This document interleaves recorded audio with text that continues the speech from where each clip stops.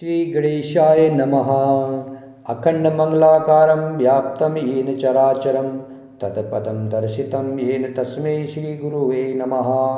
उद्भवस्थितिसंहारकारिणीं कलेशहारिणीं सर्वश्रेष्ठकरी सीता नतोष रामवल्लभावं। येन माया वशवर्तिः विश्वमखिलं ब्रह्मादिदेवासुरा यतसतामृषयो भाति सकलं रज्जो यथा हे भ्रमः।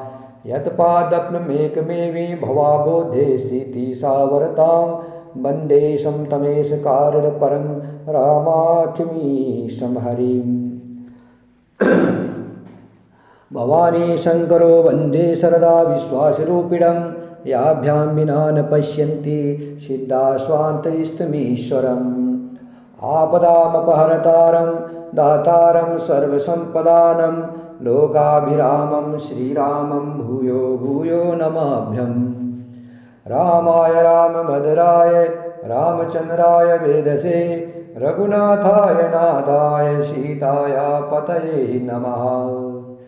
नीलाम्बुजश्यामलकोमलागं सीतासमारोपितवामभागं पाणोमासायगचारचापं नमामि रामं रघुवंशनाथं। पवनतनयसङ्कटहरणं मङ्गलमूर्तिरूप रामलखन सीता सहिता हृदय बसहु सुरभूप। सियावर रामचंद्र की जय पवन सुत हनुमान की जय उमापति महादेव की जय। सभी भक्तजनों को श्रोताजनों को जय श्री राम। पिछले प्रसंग में हमने केवट का प्रसंग सुना था। केवट भगवान का परम भक्त है। केवट एक ऐसा भक्त है जिसको भगवान श्री राम ने बिना मांगे भक्ति दी है।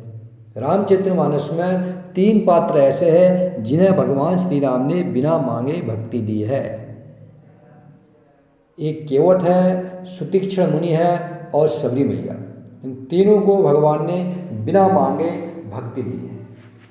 भगवान श्री राम केवट से नाव मांगते हैं और केवट बोलता है कि मैं आपके पैर को धोऊंगा तब मैं नाव में बैठाऊंगा, क्योंकि आपके पैरों में कुछ जादू है जो पत्थर से स्त्री बन जाती है। मेरी तो नाव काठ की है, यह स्त्री बन जाएगी तो ये तो उड़ी जाएगी। ये तो काठ की, तो पत्थर से स्त्री बन गई तो मेरी तो काठ की नाव है, इसमें पैर लगते तो नाव उड़ी जाएगी। फिर मैं अपने परिवार का पालन पोषण कैसे करूँगा प्रभु? मैं तो कुछ दूसरा काम भी नहीं जानता हूँ, इसलिए मैं आपके पैर धोऊंगा। केवट प्रभु के पैर धो रहा है, एक पैर ऊपर उठा रखा है, एक पैर प्रभु का नीचे है और राम जी हिल रहे हैं। बोला केवट भैया मैं गिर जाऊंगा। तब केवट बोलता है प्रभु आप दोनों हाथों को ना मेरे सिर में रख दो तो आप गिरोगे नहीं। धन्य है वो केवट। हाथों में पैर है और सिर में प्रभु के हाथ है। तो इस प्रकार केवट और राम जी का बड़ा ही रोचक प्रसंग है। और केवट ने प्रभु श्री राम जी को गंगा पार उतारा। प्रभु उसको मजदूरी में मुद्रिका देना चाह रहे हैं, केवट ले नहीं रहा है। केवट बोलते हैं अब कुछ नाथ न चाहिए मोरी दीन दयाल अनुग्रह तोरे। हे प्रभु अब मुझे कुछ नहीं चाहिए, आपके अनुग्रह से मुझे सब कुछ मिल चुका है। आज तक ऐसी मंजूरी मेरे को मिली नहीं है। मुझे प्रभु श्री राम जी के दर्शन हो गए। प्रभु आपके दर्शन होना ही मेरे लिए सब कुछ प्राप्त करने से भी बढ़कर है। मैंने सब कुछ पा लिया प्रभु, मैं धन्य धन्य हो गया, कृतार्थ हो गया। तब केवट के वचनों को सुन करके, उसकी सरलता, उसके प्रेम को पहचान करके, उसके भाव को समझ करके श्री राम जी ने उसको अपनी निर्मल भक्ति दी है। धन्य है केवट, जिसके लिए हजारों साल से लोग तपस्या कर तरसते हैं। आज प्रभु ने उसको भक्ति दी। अब ये लोग समझना, केवट को राम ने बिना मांगे भक्ति दी। भक्ति किसे मिलती है? भक्ति मैया है। भक्ति बिना भक्ति के राम नहीं मिल पाएंगे। भक्ति किसे मिलती है? जो भगवान की प्रतीक्षा करता है। केवट ने प्रतीक्षा की थी बिना मांगे भक्ति के। सुतीक्षण ने प्रतीक्षा की थी, शबरी मैया ने प्रतीक्षा की थी। जिसने प्रभु की प्रतीक्षा की है उसे भगवान ने खुद उसके पास जाकर के भक्ति प्रदान किया है। यहाँ राम खुद उसके पास आए, नहीं तो राम के लिए गंगा पार करना कोई आसान बड़ा कठिन कार्य था क्या। जब राजा बलि के पास भगवान भिक्षा मांगने गए थे, तो बलि ने बोला जो चाहिए दान मांग लो। प्रभु ने बोला मैं कुछ नहीं चाहिए, मैं तो बामन हूँ, छोटा सा हो, 2.5-3 पैर की मुझे ज़मीन दे दो, बस 3 पैर भूमि दे दो, मेरे लिए बहुत है, वरना बैठ के दुनिया माँ के भजन करूँगा। बलि ने बोला बामन तूने क्या मांगा तो क्या मांगा। बोला मांग, बोला जितना चाहिए ले लो। बोला नहीं ऐसे नहीं, पहले संकल्प करना होगा। तब बलि ने संकल्प किया, तब भगवान ने एक पैर में पूरी पृथ्वी को, दूसरे पैर में पूरे आकाश लोक को, 2 लोक नाप लिए। बोला तीसरा पैर कहाँ रखो। बलि ने बोला प्रभु मेरे सिर में रखो, अभी देने वाला तो बच्चा है ना, मेरे सिर में रखो। वामन अवतार में प्रभु ने 2 पैरों से पूरी पृथ्वी को नाप लिया था। क्या ये गंगा मैया पार करना कोई कठिन बात थी? नहीं थी। लेकिन प्रभु भक्तों का प्रेम जानते हैं, प्रभु भक्तों के प्रेम और लीला करते हैं। प्रभु नर लीला कर रहे हैं, केवट के प्रेम से प्रभु नर लीला कर रहे हैं। बड़ा ही सुंदर प्रसंग केवट प्रसंग था। केवट रामचरितमानस का बहुत ही महत्वपूर्ण पात्र है। और केवट हमको सिखाता है कि कर्म करो, राम के लिए कर्म करो, कर्म करो। केवट यहाँ ये सिखा रहा है कि कर्म करना है। केवट ने भी तो कर्म किया, नाव चलाई, अपने परिवार का पालन पोषण किया, लेकिन भाव उनका ये था, केवट भैया का भाव था कि राम जी आएंगे और मेरी नाव में बैठेंगे और गंगा पार होंगे, मैं उनको नयन भर के, आंखें भर करके उनके दर्शन करूँगा। केवट ने कभी छल नहीं किया, कपट नहीं किया है, कभी किसी को ठगा नहीं है, कभी किसी को लूटा नहीं है, कभी गलत तरीके से पैसा नहीं कमाया। जो भी आता था नाव में बैठता था, ईमानदारी से जो पैसा बनता था वह केवट भैया लेते थे। कोई दे देता था तब लेते थे, किसी के पास नहीं है, कोई नहीं दे पा रहा तो केवट भैया उससे पैसा नहीं लेते थे। और जो भी उनकी नाव में बैठता था वो ये सोच के नाव चलाते थे कि मेरे राम जी आने वाले हैं, मेरे राम जी मेरे नाव में बैठे। वह राम के लिए कर्म किया उन्होंने, काम करते रहे, नाम जपते रहे। भक्ति, यही तो भक्ति, यही तो भजन है। केवट ने कोई भजन थोड़ी किया बैठ के एक जगह। केवट ने नाव चलाई और राम जी के लिए बोला मैं राम कार्य कर रहा हूँ, मैं राम मेरे आएंगे, राम मेरे मिलेंगे, मैं राम के लिए नाव चला रहा हूँ। परिवारों का पालन तो होगा भाई। दुनिया वालों की नौकरी कर रहे हैं तो दुनिया वाले वेतन देते हैं, सैलरी देते हैं, क्या परमात्मा नहीं देते होंगे? दुनिया वाले देते हैं तो परमात्मा तो भाई साहब युगों करोड़ों करोड़ों जन्मों से तुम्हारे पेट के अंदर भी तुम्हें पाल रहा है, उसके बाद भी तुम्हें संशय हो रहा है, तो ये दुर्भाग्य नहीं तो क्या है? परमात्मा जगत पिता है, वो वही देंगे जो तुम मांगोगे वो नहीं देंगे प्रभु, जो तुम्हें जरूरत होगी वो देंगे प्रभु। जिससे तुम्हारा कल्याण होगा, जिसमें तुम्हारा हित छुपा है वो देंगे। कोई बेटा जहर मांग रहा है तो माँ बाप देंगे उसको? नहीं देंगे, है ना? बेटा जहर मांग रहा है तो माँ बाप नहीं देंगे। गलत चीज़ें मांग रहा है तो माँ बाप नहीं देते उसको। माँ बाप उसको वही देंगे जिससे दूध, जहर नहीं उसको दूध देते हैं। वैसे मेरे प्रभु जी जो भक्त मांगता है वो नहीं देते, जो दुनिया मांगती है वो नहीं देते हैं। प्रभु वो देते हैं जो उसके लिए कल्याणकारी होता है। तो इसलिए केवट की तरह भक्त बनो, अपना काम करते रहो, नाम जपते रहो, जितना हो सके प्रभु का नाम लो, कथा करो, पूजा करो, व्रत करो, जो भी कर सकते हो करो, लेकिन नाम ना छोड़ो। नाम सबसे अहम है, सबका फल नाम है। जितना कर सकते हो करो, नहीं तो सुनो। आइए, केवट का प्रसंग यहाँ पर पूर्ण होता है। पूर्ण तो कभी हुआ नहीं, राम कथा कभी पूर्ण हो नहीं सकती है, केवट का प्रसंग भी कभी पूरा हो नहीं सकता है। महीनों लग जाएंगे, सालों लगेंगे। केवट का प्रेम अथाह है, वो हमारी समझ से बाहर है, हमारी बुद्धि से परे का सब्जेक्ट। जितना हमारी बुद्धि में आया हमने कहा। अब जो है भगवान श्री रामचंद्र जी, केवट ने नाव पार कर दिया, नाव से गंगा पार करा दिया। अब प्रभु गंगा पार करके प्रयागराज पहुँचते हैं। प्रयागराज में पहुँच करके भरद्वाज जी उनसे मिलेंगे, भरद्वाज जी के साथ उनका संवाद होगा और यमुना तीर के निवासियों का प्रेम, यमुना तीर के निवासियों से प्रभु का मिलन होगा।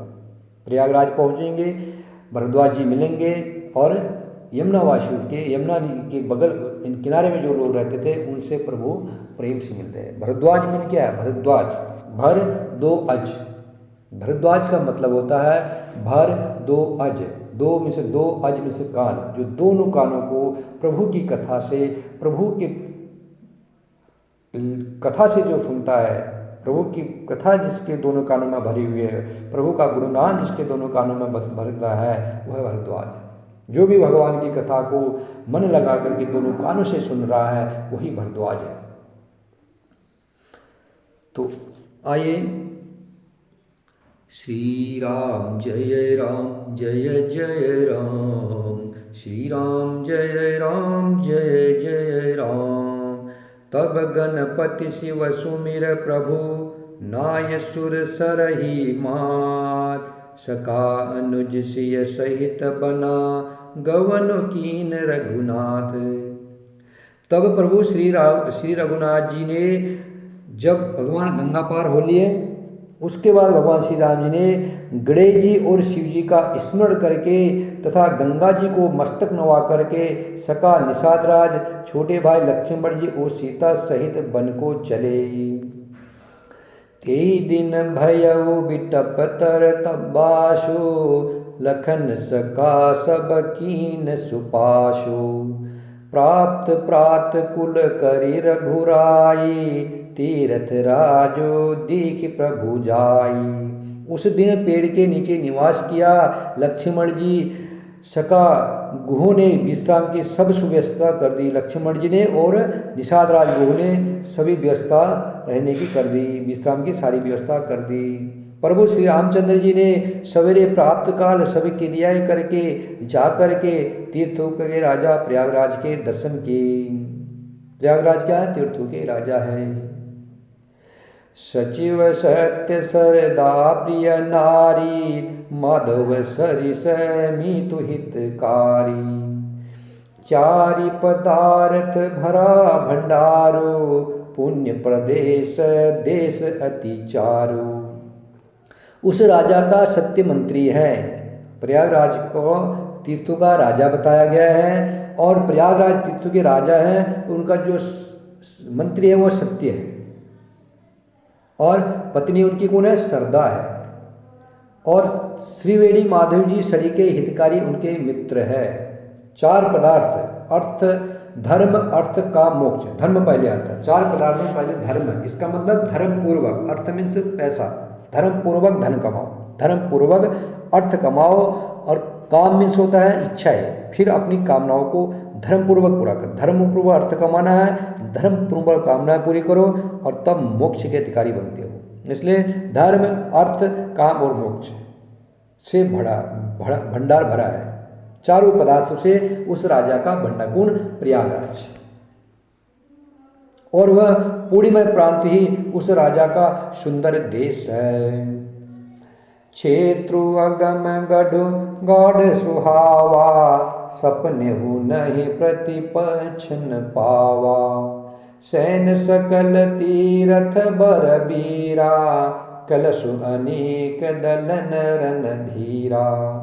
प्रयाग क्षेत्र ही दुर्गम, मजबूत और सुंदर किला है, जिसको स्वप्न में भी पाप रूपी शत्रु नहीं पा सकते हैं। संपूर्ण तीर्थ ही उसके श्रेष्ठ वीर सैनिक है, जो पाप की सेना को कुचल डालने वाले और बड़े रणधीर हैं। प्रयाग क्षेत्र में जो दुर्गम, मजबूत, सुंदर जो किले हैं ना, जिसको स्वप्न में भी शत्रु नहीं पा सकते हैं, संपूर्ण तीर्थ ही उसके श्रेष्ठ वीर सैनिक है। जो सारे तीर्थ हैं वो सब उनके प्रयागराज के वीर सैनिक हैं, जो पाप की सेना को कुचल डालने में वाले और बड़े रणधीर है। संगम सिंहासन सुति सोहा, छत्रु अक्षय बट मुनि मनु मोहा। चवर जमुन अरु गंग तरंगा, देखी होय दुख दारिद भंगा। गंगा, यमुना और सरस्वती का संगम ही उसका अत्यंत सुशोभित सिंहासन है। अक्षयवट छत्र है, जो मुनियों के भी मन को मोहित कर लेता है। यमुना जी और गंगा जी की तरंग है, उसके श्याम और श्वेत चवर है। जिनको देखकर ही दुख और दरिद्रता नष्ट हो जाती है। गंगा यमुना और सरस्वती का संगम ही त्यागराज का सिंहासन है।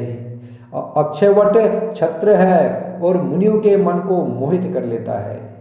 और यमुना जी और गंगा जी की तरंग चंवर दे रहे हैं, जिनको देखकर ही दुख और दरिद्रता नष्ट हो जाती है। इस प्रकार का प्रयागराज का राज्य था।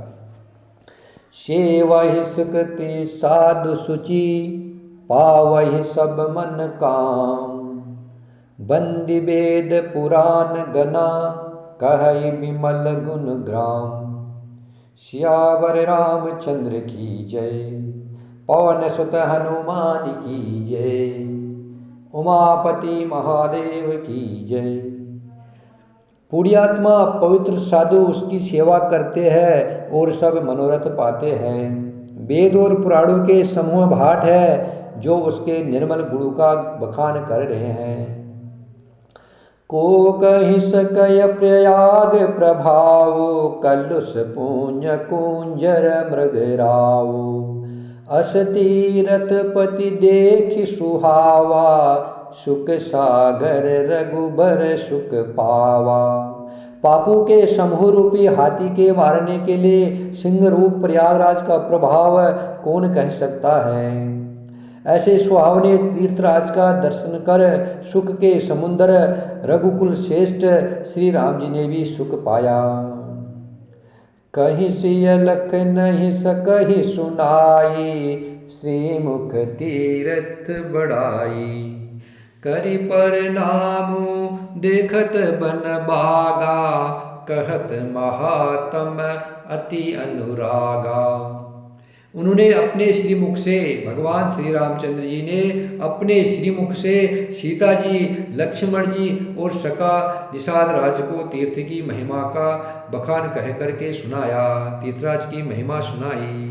तदंतर प्रणाम करके वन और बगीचे को देखते हुए वो बड़े प्रेम से वहाँ का महात्म्य कहते हुए प्रभु श्री राम जी कह रहे हैं।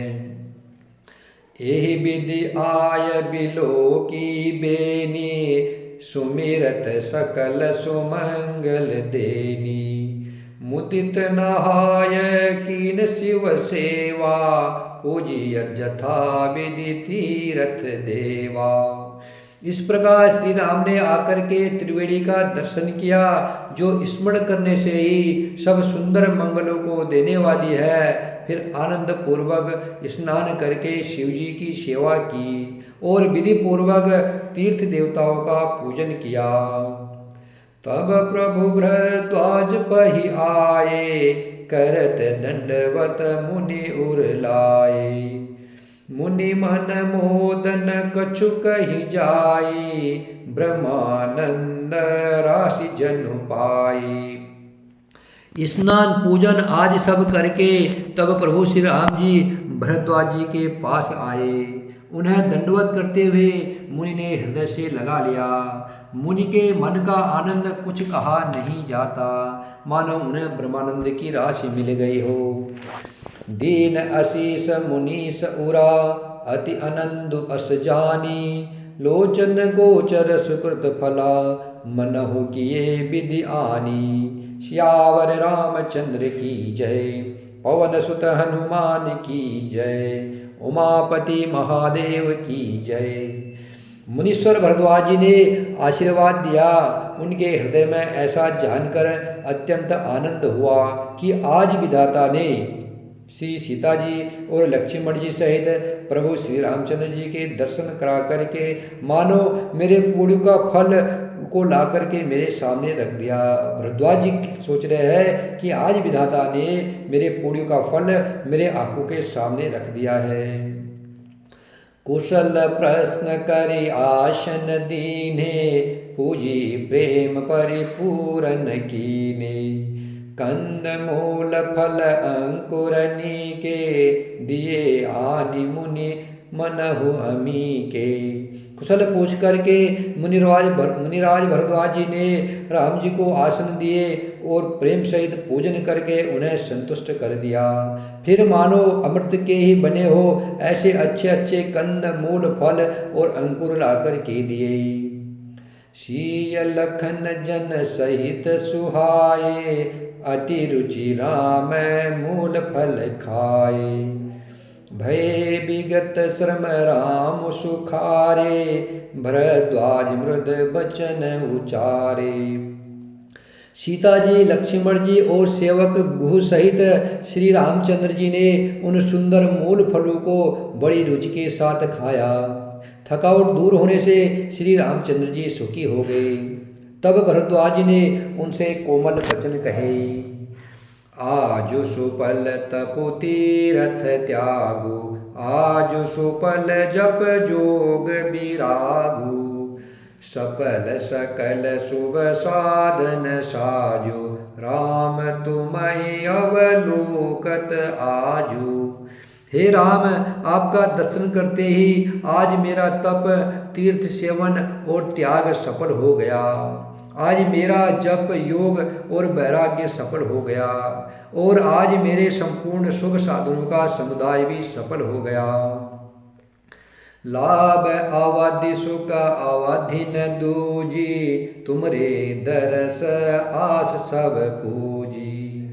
अब करी कृपा देहु बर एहु, निज पद सरसिज सहज स्नेहु। लाभ की सीमा और सुख की सीमा प्रभु के दर्शन को छोड़कर दूसरी कुछ भी नहीं है। लाभ की सीमा है श्री राम जी, सुख की सीमा है, उसके आज कोई सुख नहीं है, सुख की खान है। आपके दर्शन से ही मेरी सब आशाएं पूर्ण हो गई है। अब कृपा करके यह वरदान दीजिए कि आपके चरण कमलों में मेरा स्वाभाविक प्रेम हो। कर्म वचन मन छाड़ी छलू, जब लगी जनन तुम्हार। तब लगी सुख सपने हो नहीं, किए कोटि उपचार। सियावर रामचंद्र की जय, पवन सुत हनुमान की जय, उमापति महादेव की जय। जब तक कर्म वचन और मन से छल छोड़ करके मनुष्य आपका दास नहीं हो जाता, तब तक करोड़ों उपाय करने से भी स्वप्न में भी वो सुख नहीं पाता है। करोड़ों उपाय कर ले कोई, उसको सुख आनंद नहीं मिल सकता है। जब तक मन वचन कर्म से छल छोड़ करके प्रभु श्री राम जी के चरण कमल में मन ना लगाए, प्रभु राम जी के दास, प्रभु राम जी का दास में बन जाए, तब तक सपने में भी सुख और आनंद नहीं मिल सकता है, चाहे करोड़ों उपाय कोई कर ले। सुनि मुनि बचन राम सकुचाने, भाव भगति आनंद अघाने। तब रघुबर मुनि सुजसु सुहावा, कोटि भांति कहे सब ही सुनावा। मुनि के वचन सुन करके उनकी भाव भक्ति के कारण आनंद से तृप्त हुए भगवान श्री रामचंद्र जी लीला की दृष्टि से सकुचा गए। तब अपने ऐश्वर्य को छिपाते हुए श्री रामचंद्र जी ने भरद्वाज मुनि का सुंदर सुयश करुण प्रकाशे कह करके सबको सुनाया। सो बड़ सो, देखो प्रभु राम जी सकुचा रहे। जब मुनि उनकी बड़ाई कर रहे हैं, मुनि के वचनों को सुन करके भाव भक्ति के कारण आनंद से तृप्त होकर के भगवान लीला की दृष्टि से सकुचा गए। प्रभु तो लीला कर रहे हैं, इसलिए प्रभु सकुचा रहे। कैसा स्वभाव है मेरे श्री राम जी का, उनकी बड़ाई कर रहे हैं और वो सकुचा रहे हैं। और हम लोग कोई हमारी बड़ाई करे, हम फूलते हैं कि मैं अब मैं। और राम जी की बड़ाई कर अखंड कोटि ब्रह्मांड नायक प्रथम अप्रथम जो प्रभु है, आज भरद्वाज जी उनकी बड़ाई कर रहे हैं और राम जी सकुचा रहे हैं। और हम पापी लोग थोड़े भी कोई हमारी बड़ाई कर दे और हम फूले रहते हैं। कोई हमारा थोड़ा अपमान कर दे, हम क्रोधित होकर लाल हो जाते हैं। तो श्री रामचंद्र जी अपने ऐश्वर्य को छिपाते हुए भरद्वाज मुनि का सुंदर सुयश करोड़ों प्रकाशे कहकर सबको सुना रहे हैं। सो बड़ सो सब गुण गण गेहु, जेहि मुनीस तुम आदर देहु। मुनि रघुबीर परस पर नवहि, बचन अगोचर सुख अनुभवहि।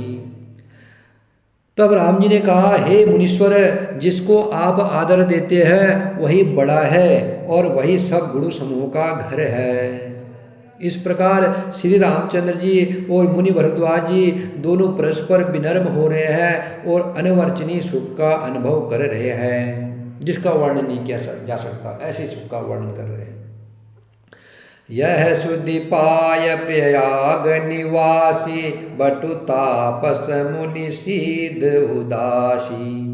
भरद्वाज आश्रम सब आए, देखन दशरथ सुहन सुहाए।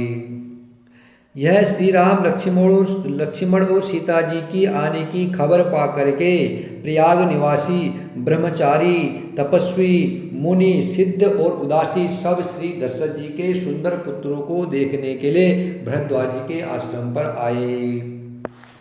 राम प्रणामो कीन सब काहू, मुदित भये लहि लोयन लाहू।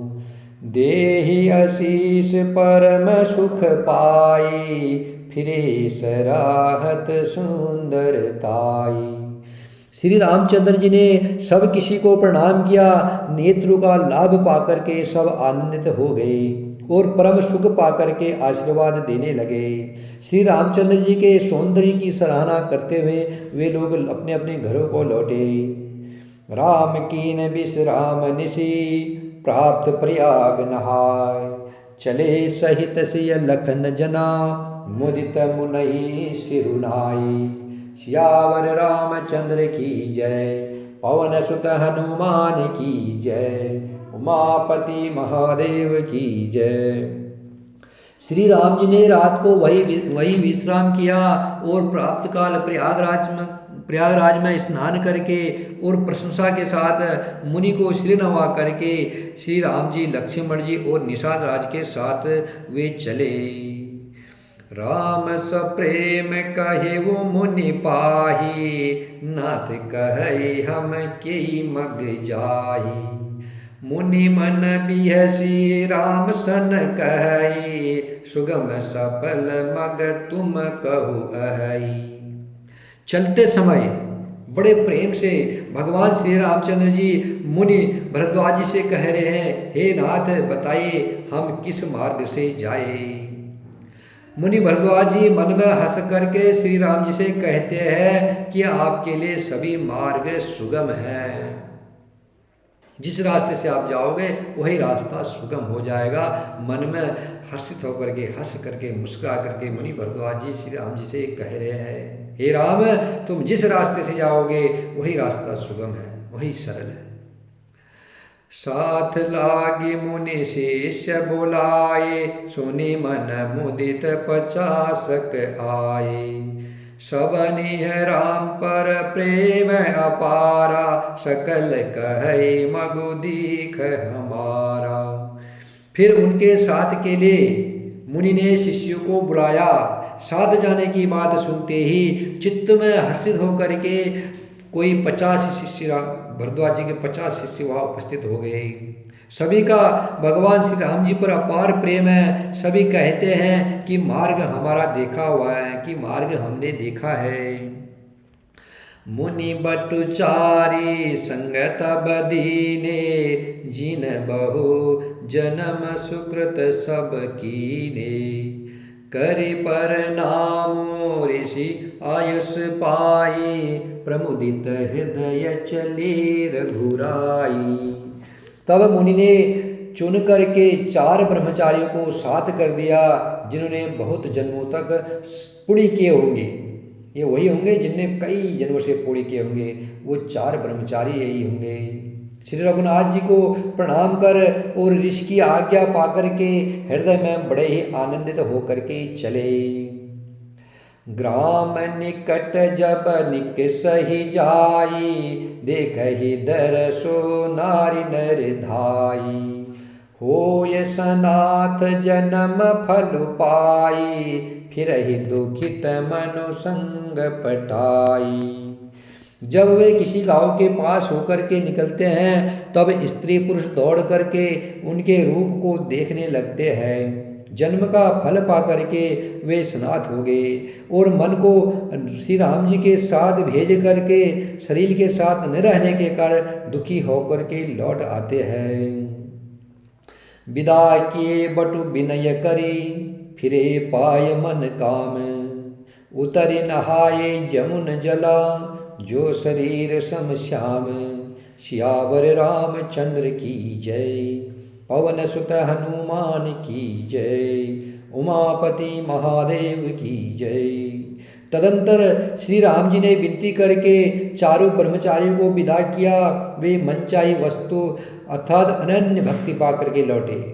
यमुना जी के पार उतर करके सबने यमुना जी के जल में स्नान किया, जो श्री रामचंद्र जी के शरीर के समान ही श्याम रंग का था। सुनत तीरवासी नर नारी, धाये निज निज काज बिसारी। लखन राम सिय सुंदरताई, देखी करही निज भाग्य बढ़ाई। यमुना जी के किनारे पर रहने वाले स्त्री पुरुष यह सुनकर कि निषाद के साथ दो परम सुंदर सुकुमार नवयुवक और एक परम सुंदरी स्त्री आ रही है, सब अपना अपना काम भूलकर दौड़े और लक्ष्मण जी, श्री राम जी और सीता जी का सौंदर्य देख करके अपने भाग्य की बड़ाई करने लगे। अति लालसा बसही मन माही, नाव गाओ बुझत सकुचाही। जे तिन महो भय बिरद सयाने, तिन करी जुगति रामु पहचाने। उनके मन में परिचय जानने की बहुत सी लालसाएं भरी है, पर वे नाम गाँव पूछते सकुचाते हैं। उन लोगों में जो वयोवृद्ध और चतुर थे, उन्होंने युक्ति से श्री रामचंद्र जी को पहचान लिया।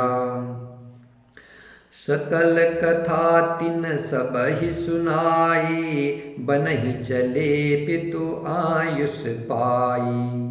सुनि सविषाद सकल पचिताही, रानी राय कीन भल नाही।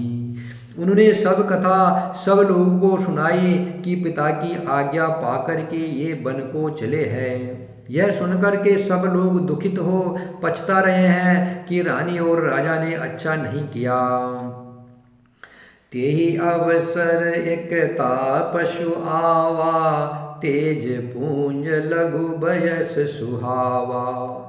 कवि अलखित गति भेषु विरागी, मन क्रम बचन राम अनुरागी। उसी अवसर पर वहाँ एक तपस्वी आया, जो तेज का पुंज, छोटी अवस्था का और सुंदर था। उसकी गति कवि नहीं जानते हैं, अर्थात वह कवि था जो अपना परिचय नहीं देना चाहता था। वह बैरागी के भेष में था और मन वचन तथा कर्म से श्री रामचंद्र जी का प्रेमी था। इस तेज पुंज तापस के प्रसंग को कुछ टीकाकार छेपक मानते हैं और कुछ लोगों के देखने में यह अप्रासंगिक और ऊपर से जोड़ा हुआ सा जान भी पड़ता है, परंतु यह सभी प्राचीन प्रतियों में है। गुसाई जी अलौकिक अनुभवी पुरुष थे, तुलसीदास जी अलौकिक अनुभवी पुरुष थे। पता नहीं यहाँ इस प्रसंग के रखने में क्या रहस्य है, परंतु यह छेपक तो नहीं हो सकता। इस तापस को जब कवि अलौकिक गति कहते हैं, तब निश्चय पूर्वक कौन क्या कह सकता है। हमारी समझ में ये तापस या तो श्री हनुमान जी थे अर्थात ध्यानावस्थ तुलसीदास जी थे, या तो ये हनुमान जी थे या ध्यानावस्थ तुलसीदास जी थे। सजल नयन तन पुलकिन जान, इष्ट देव पहचानी। परे उदंड जिमि धरनि तला, दसान जाए बखानी। वो जो तापस व्यक्ति था, अपने इष्ट देव अर्थात श्री राम जी को पहचान करके उसके नेत्रों में जल भराया और शरीर पुलकित हो गया। वह दंड की भांति पृथ्वी पर गिर पड़ा। उसकी प्रेम विहल दशा का वर्णन नहीं किया जा सकता। राम सप्रेम पुलकी उर लावा, परम रंग जनु पार सुभावा। मनहु प्रेम पर बारथु दोवो, मिलन धरे तन कह सब को। श्री राम जी ने प्रेम पूर्वक पुलकित होकर के उसको हृदय से लगा लिया। उसे इतना आनंद हुआ मानो कोई महादरिद्री मनुष्य पारस पा गया हो। सब कोई देखने वाले कहने लगे कि मानो प्रेम और परमार्थ दोनों शरीर धारण करके मिल रहे हैं। बहुरी लखन पायन सोय लागा, लीन उठाय उमगी अनुरागा। पुनि सिय चरण धुरी धरि शीसा, जननी जान शिशु दीन अशीषा। फिर वह लक्ष्मण जी के चरणों लगा, उन्होंने प्रेम से उमंग कर उसको उठा लिया। फिर उसने सीता जी की चरण धूलि को अपने सिर पर धारण किया। माता सीता जी ने भी उसको अपना छोटा बच्चा जान करके आशीर्वाद दिया। कीन निषाद दंडवत तेहि, मिले मुदित लखी राम सनेही। पियत नयन पुट रूप पियोसा, मुदित सुहसन पाय जिमि भूखा।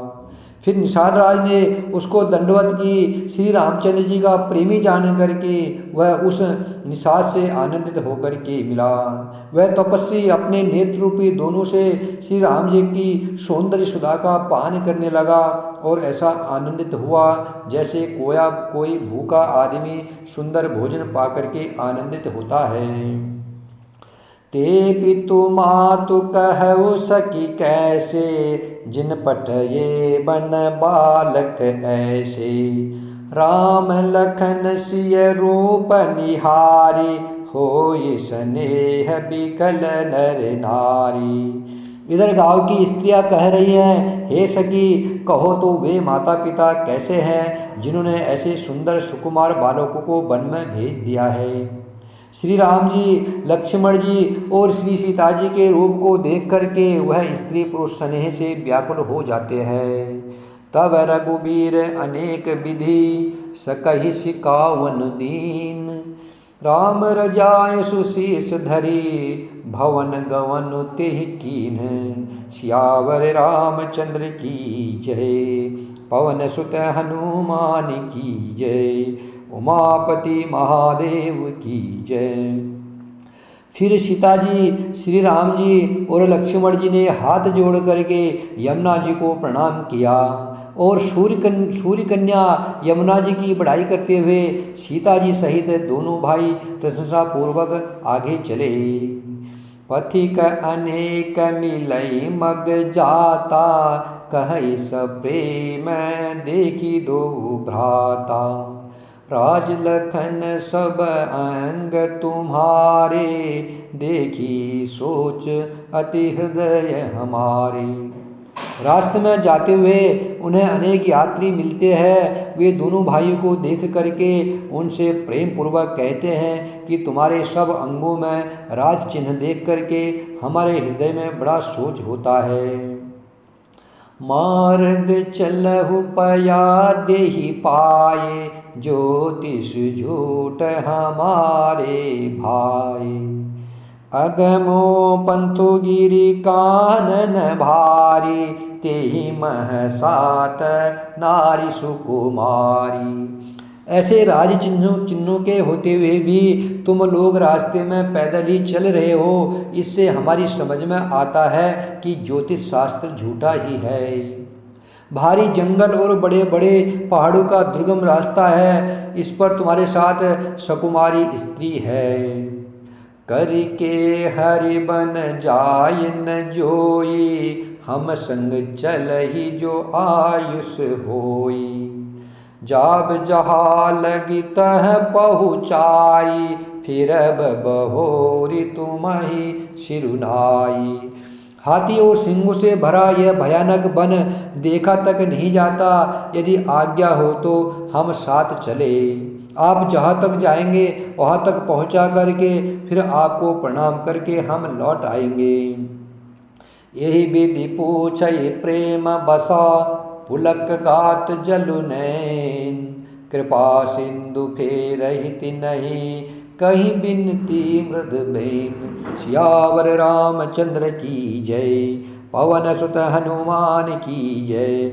उमापति महादेव की जय। इस प्रकार वे यात्री प्रेमवश पुलक शरीर हो और नेत्रों में प्रेमाश्रु का जल भर करके पूछते हैं, किंतु कृपा के समुद्र श्री रामचंद्र जी कोमल विनय युक्त वचन कह करके उन्हें लौटा देते हैं। जेपुर गाव बसहि मग माही, तिनहि नागसुर नगर सिहाही। केहि सुकृति केहि घरी बसाए, धन्य पुण्यमय परम सुहाए। जह जह राम चरण चली जाहि, तिन समान अमरावती नाही। पुण्य पुंज मग निकट निवासी, तिनहि सराहै सुरपुर बासी। जो गांव और पूर्वे में रास्ते बसे थे, नागों और देवताओं के नगर उनको देख करके प्रशंसा पूर्वक ईर्ष्या करते और ललचाते हुए कहते हैं कि किसी पुण्यवान ने किसी शुभ घड़ी में इनको बसाया था, जो आज ये इतने धन्य हैं और पुण्यमय तथा परम सुंदर हो रहे हैं। जहाँ जहाँ श्री रामचंद्र जी के चरण चले जाते हैं, उनके समान इंद्र की पूरी अमरावती भी नहीं है।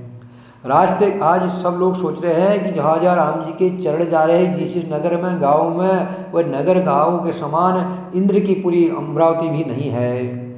रास्ते के समीप बसने वाले भी बड़े पुण्यात्मा हैं, स्वर्ग में रहने वाले देवता भी उनकी सराहना करते हैं।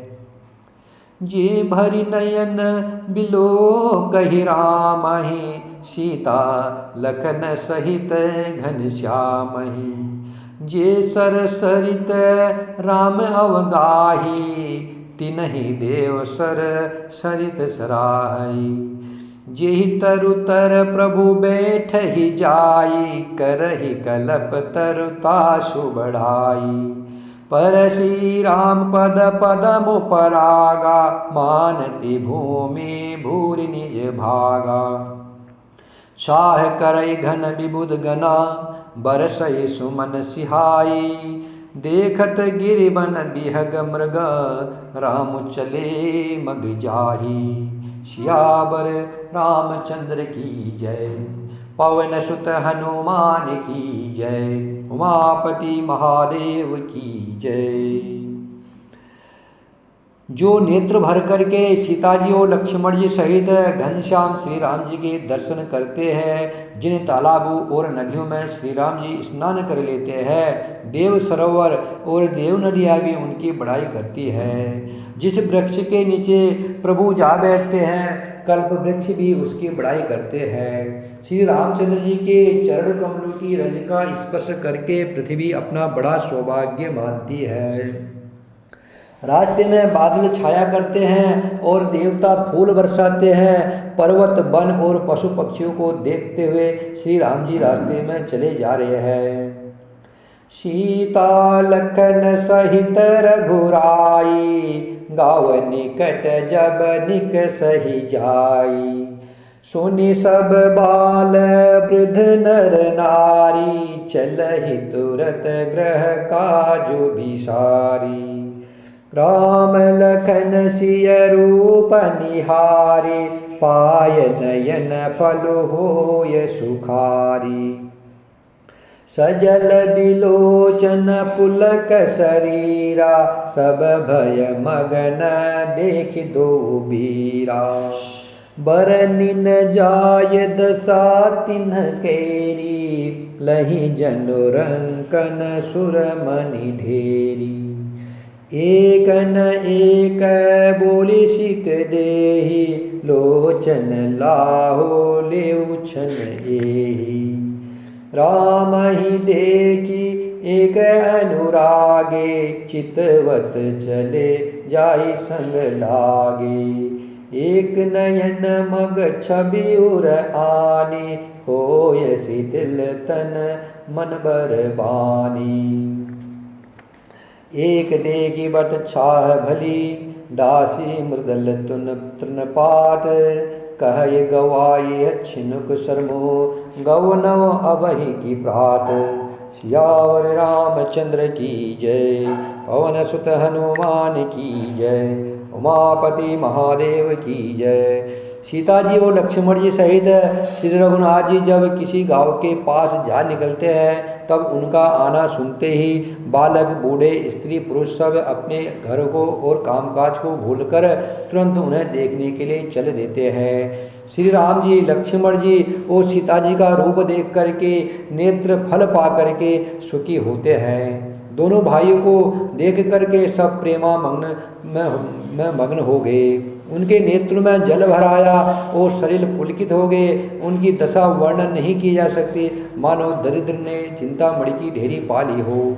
वे एक एक को पुकार कर सीख देते हैं कि इसी क्षण नेत्रों का लाभ ले लो। कोई श्री रामचंद्र जी को देखकर ऐसे अनुराग में भर गए कि वह उन्हें देखते हुए उनके साथ लगे चले जा रहे हैं। कोई नेत्र मार्ग से उनकी छवि को हृदय में ला करके शरीर मन और श्रेष्ठ वाणी से शिथिल हो जाते हैं। कोई बड़ की सुंदर छाया देख करके वह नरम घास और पत्ते बिछाकर कहते हैं कि क्षण भर यहाँ बैठ करके थकावट मिटा लीजिए, फिर चाहे अभी चले जाएगा चाहे सवेरे। श्री राम जय जय राम, श्री राम जय जय राम, श्री राम जय जय राम, श्री राम जय जय राम, श्री राम जय जय राम, श्री राम